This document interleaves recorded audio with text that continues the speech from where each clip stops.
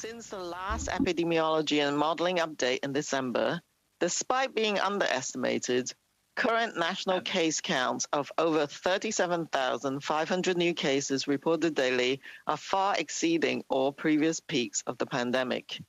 The sudden spike in Omicron infections has daily case counts now trending far above the daily counts for severe outcomes.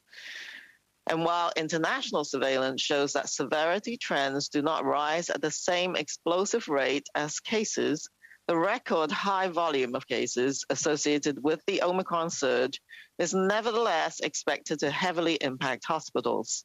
Although there are likely to be continued challenges before we hope to see improvement, caution and perseverance will help to get us through this difficult period sooner and mitigate the impacts on our severely strained health system. Diapositive 2. Slide 2. With infection rates that are very high, that are over the screening capacity in a large part of the country, a lot of other indicators like lab testing are useful to monitor the activity of the disease within the population. Currently, the percentage of positivity and lab testing is 28%, meaning that the virus is detected in more than every fourth test.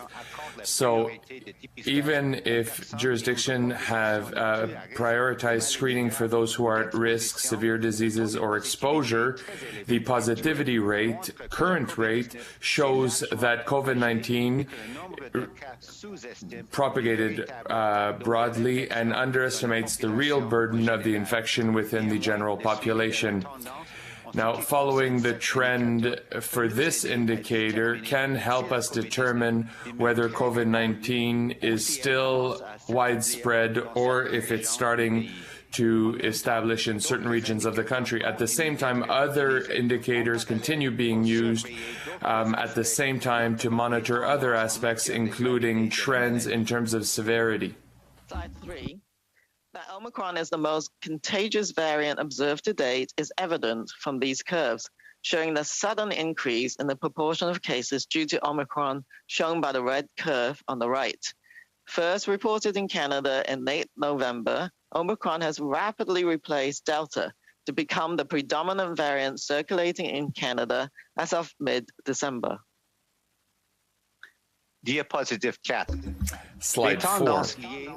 The trends for hospitalizations are indicated for the 6 provinces with the most population. Now, as opposed to the previous waves during which the propagation of the disease was generally well managed in certain smaller jurisdictions, the increased cases due to Omicron is generalized throughout the country. Even if the data shows that the risk of hospitalization is lower for the Omicron variant than for the Delta, the case of severe diseases still happen with Omicron, and the repercussions on the health systems and other sectors can be substantial. This can be explained by the increased hospitalization and admissions to the ICU, as well as by the increase of number of sick employees and who have to isolate.